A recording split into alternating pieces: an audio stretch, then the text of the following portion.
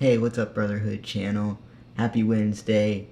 Once again, I apologize for a little bit of mess in the background. But, yeah, let's just get into this topic because I have so much homework, it's not even funny.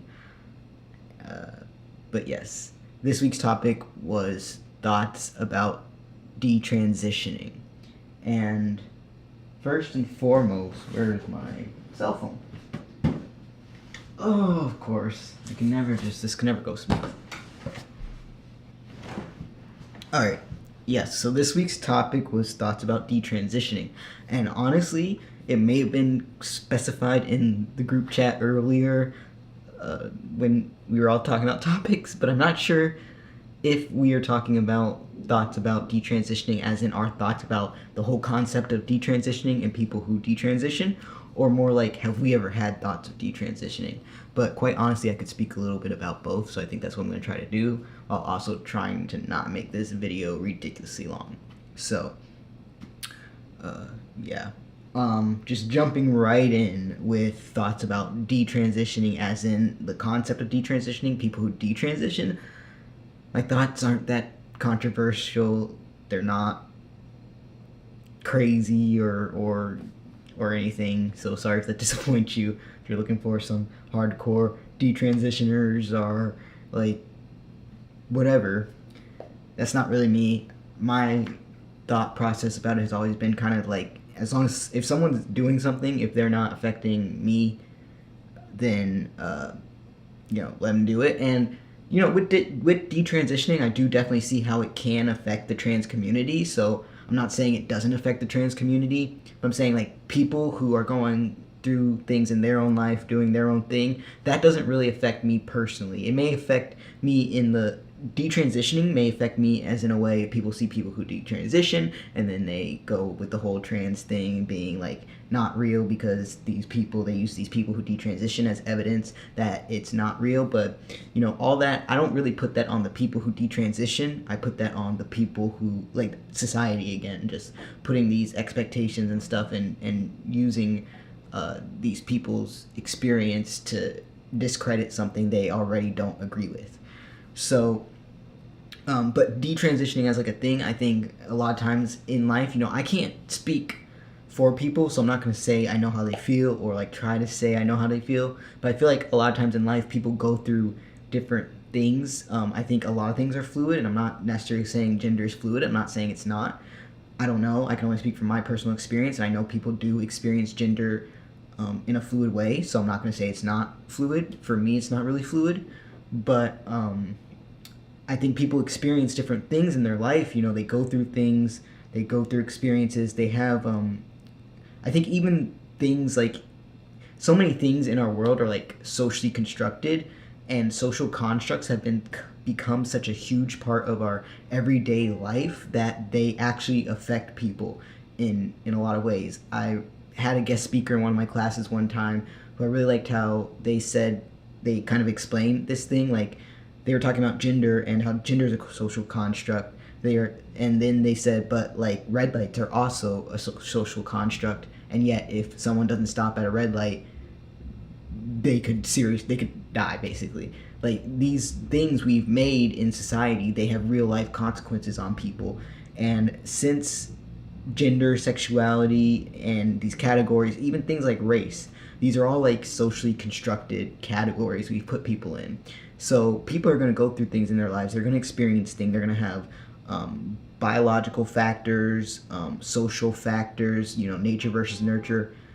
I think nature and nurture both affect a person's development and how they experience life in the world and how they think and feel and what they, how they experience life basically.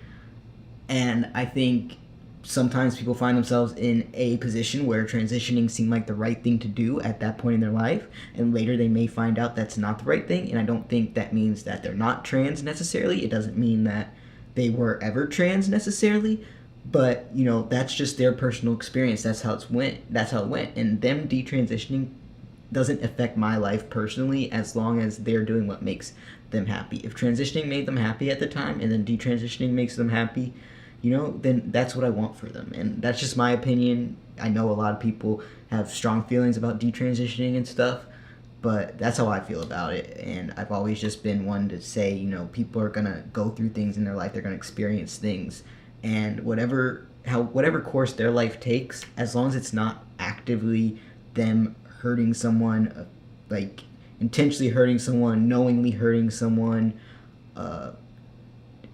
even accidentally hurting someone, and not like recognizing and trying to change that behavior, as long as none of those things are happening, I really don't see a reason to make a big fuss out of it. I think the bigger problems with society and the way it takes things like that and runs with it and uses it to discredit a larger amount of people, which just sucks and I think is stupid.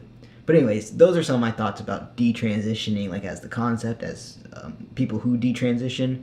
I can't really go to say about their exact feelings or if that makes them trans or not trans. I think in some cases it means that they are still trans. They just experience it in a different way than needing, to transition, or like they thought transitioning was gonna make them feel better and it didn't. And then also, I do think there are those people who think they're trans and are not, and unfortunately even people who use the trans narrative for whatever reason, to try to be different or whatever, but I don't want to get into all that in this, and I don't think that's for really us to decide and say, hey, that's your story, that's what you're doing. I think that's something they have to find within themselves and wrestle within themselves and figure out for themselves, and that's that, basically. Thoughts about detransitioning. Have I ever personally had thoughts about detransitioning? I'm not gonna lie, I've had thoughts of them, and I've ultimately always decided that would not be comfortable for me. I'd not be comfortable with it, and I find it similar to the way when I was transition, I questioned, would transitioning be right for me? And I didn't know until I tried it, and I'm not saying I'm going to try detransitioning, but I've definitely had moments where I've been off T and I've gotten my period back, and it sucked, and it's been horrible. I've considered, what would it feel like now if people refer to me as she, and it doesn't feel good. So ultimately I've decided it's not right for me, but I don't think that those are thoughts we should like turn away or like condemn. Like, I think if you naturally have thoughts about that, it's always good to explore yourself and your feelings and look deeper into that stuff and figure out exactly what's right for you. And yeah.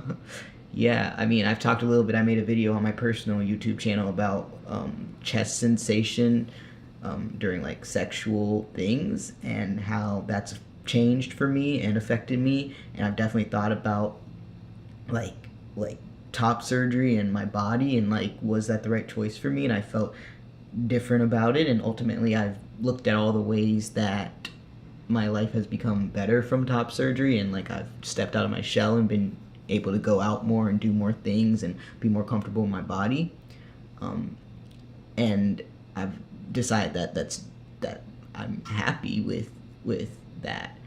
And so I'm just saying, like, I think sometimes thoughts about detransitioning can also be looked at as a really scary thing and something to avoid. And like, if they come up, what does that mean? Like, it's freaking me out.